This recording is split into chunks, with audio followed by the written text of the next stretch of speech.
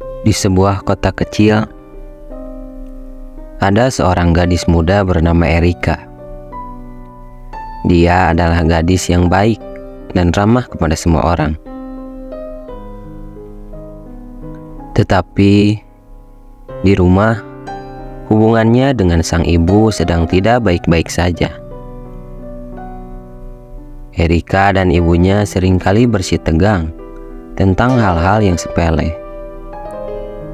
Mulai dari tumpukan piring kotor di wastafel hingga barang-barang di rumah yang berantakan.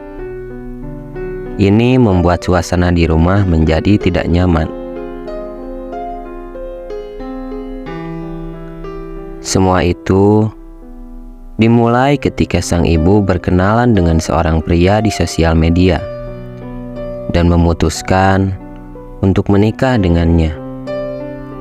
Namun, Erika tidak setuju dengan keputusan ibunya ini. Baginya, pernikahan kedua ibunya adalah sebuah langkah yang terlalu cepat, mengacaukan kehidupan keluarga mereka dan merasa sulit menerima sosok baru dalam rumah mereka. Sejak awal, Erika merasa tidak cocok dengan suami baru ibunya. Ada sesuatu yang kurang pas dalam interaksi mereka. Entah dari gaya bicaranya, sikapnya, atau mungkin bahkan tatapannya. Meski tidak bisa dijelaskan dengan pasti, Erika merasa ada sesuatu yang tidak benar. Hal ini menimbulkan kecemasan dan membuatnya sulit menerima kehadiran orang tersebut dalam kehidupan keluarganya. Erika berusaha berkali-kali untuk mengungkapkan ketidaknyamanannya terhadap pria yang menjadi suami baru ibunya. Namun, setiap kali dia membicarakannya, ibunya tampak tidak pernah sungguh-sungguh mendengarkan. Usaha Erika untuk menyampaikan perasaannya selalu berakhir dengan reaksi ibunya yang menolak, menganggapnya sebagai kesalahpahaman atau sekedar ketidaknyamanan yang tak berdasar. Hal ini membuat Erika merasa frustasi dan sulit menerima bahwa ibunya tak pernah benar-benar memahami atau menerima perasaannya terhadap pria tersebut. Meskipun begitu, pria itu kelihatannya tidak terlalu terpengaruh dengan perasaan yang dimiliki Erika. Dia terus berperilaku baik di depan mereka berdua.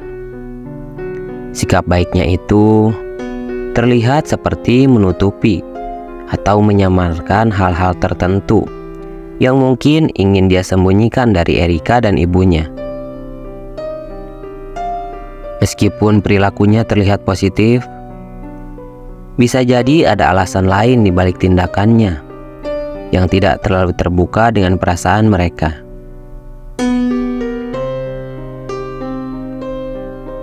Pada suatu malam, ibunya Erika pergi sebentar untuk membeli makanan.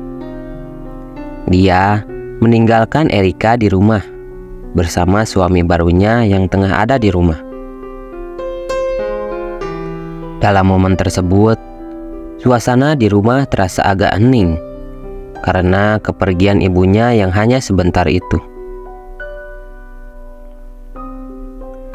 Saat Erika keluar dari kamarnya, dia tanpa sengaja melihat pria tersebut sedang melakukan sesuatu yang agak aneh.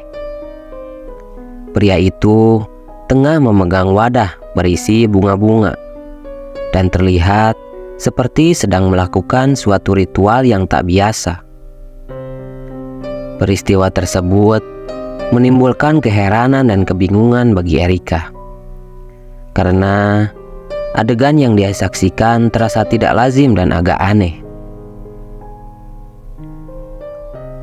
Tak lama kemudian, terdengar suara mobil ibunya kembali.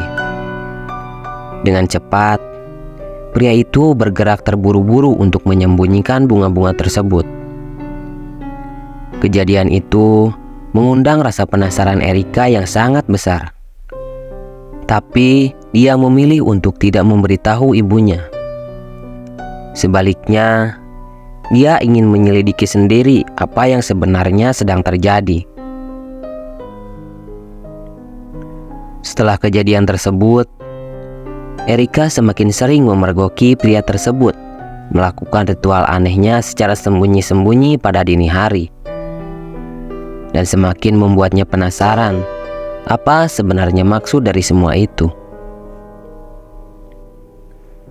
Hal itu pun akhirnya membuat Erika memutuskan untuk mencari tahu tentang apa yang sebenarnya terjadi.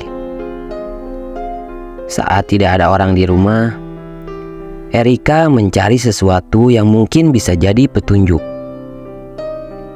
Dia masuk ke dalam kamar ibunya dan menemukan tas yang sering dibawa oleh suami baru ibunya itu. Dia terkejut saat melihat apa yang ada di dalam tas itu.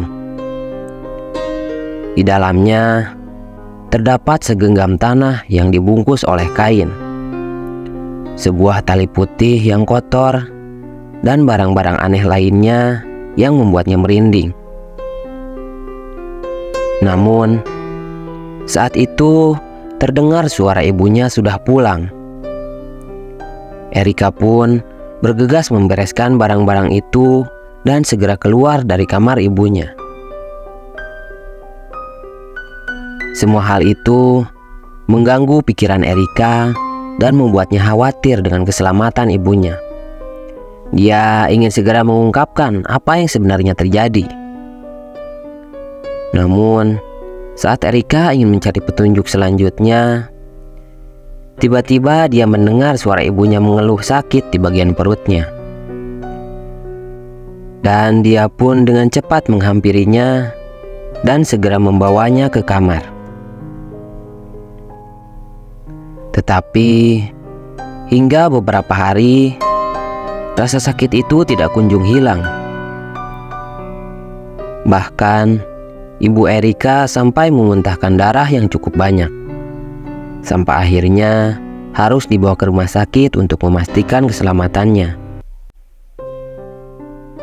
Namun, setelah pulang dari rumah sakit, perilaku suami baru ibunya itu berubah menjadi semakin aneh.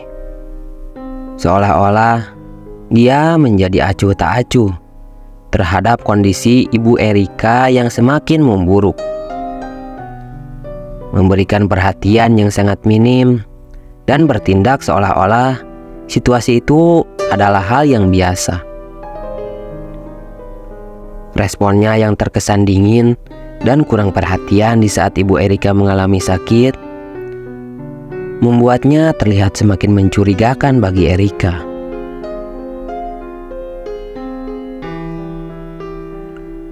Pada suatu sore, Erika berpamitan kepada ibunya untuk keluar rumah dan akan pulang sedikit terlambat karena ada acara di rumah temannya.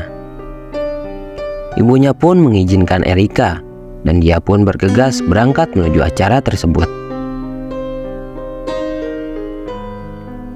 Saat di rumah, ibunya Erika melihat perilaku tak biasa dari suami barunya itu. Di sebuah kamar, dia melihat suaminya itu sedang melakukan ritual aneh yang menakutkan dengan sebuah pisau di sisinya. Dengan rasa penasarannya, ibu Erika mendekat dan bertanya kepada suaminya itu, "Mas, kamu sedang apa?" Tetapi tanpa memberikan jawaban atau penjelasan, dia secara tiba-tiba memegang dan menarik tangan ibu Erika dengan sangat kuat, hingga membuatnya terjatuh ke lantai dengan keras. Kejadian itu membuatnya terkejut dan merasa ketakutan.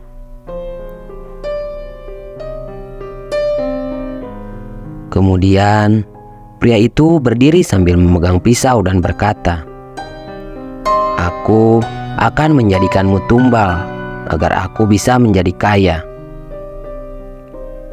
Saat mendengar ancaman itu, Ibu Erika ketakutan dan berusaha lari. Tetapi pria itu mengambil tindakan fisik.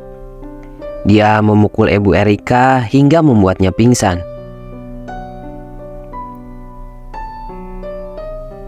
Setelah Ibu Erika tersadar, dia terkejut karena tangan dan kakinya sudah dalam keadaan terikat. Dia menangis ketakutan, berteriak minta tolong. Namun, tak ada yang mendengarnya saat itu. Kemudian, pria jahat itu pun datang menamparnya. Ibu Erika memohon meminta ampun. Tetapi pria itu malah memukulnya tanpa belas kasihan, sampai mengiris tangan Ibu Erika dengan kejam. Ibu Erika sudah putus asa karena dia terus disiksa tiada henti oleh suaminya yang dianggap baik sebelumnya. Ketika di perjalanan, Erika merasakan firasat buruk yang membuatnya ingin segera pulang. Sesuatu yang aneh terjadi, dan itu menciptakan kegelisahan yang besar di dalam dirinya. Ada perasaan yang tidak enak, yang membuatnya ingin sampai di rumah secepat mungkin. Situasinya menjadi saat mencekam ketika Erika tiba di rumah. Dia terkejut melihat ibunya sedang disiksa dan dihadapkan pada ancaman yang sangat mengerikan. Suami baru ibunya itu ingin membunuhnya. Kengeringan dan kepanikan menyelimuti Erika yang langsung dipenuhi dengan dorongan untuk menyelamatkan ibunya dari bahaya yang nyata. Dalam keadaan panik, Erika melihat ada kursi di dekatnya. Kemudian, dengan cepat dia memukul pria jahat itu hingga dia tersungkur.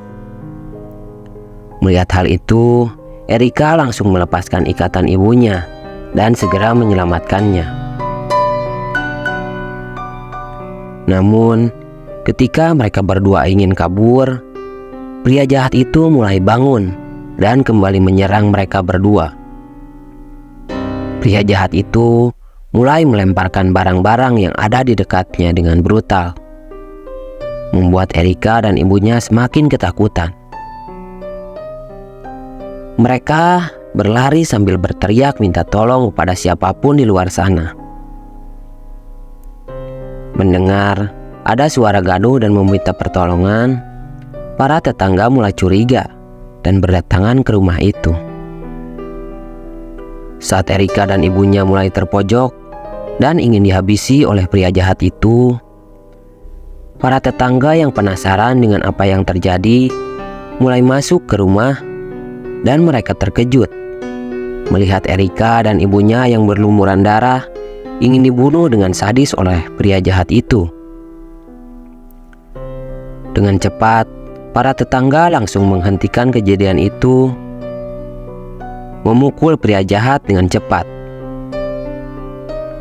Ketika pria jahat itu ingin ditangkap di dalam rumah, dia berhasil melarikan diri.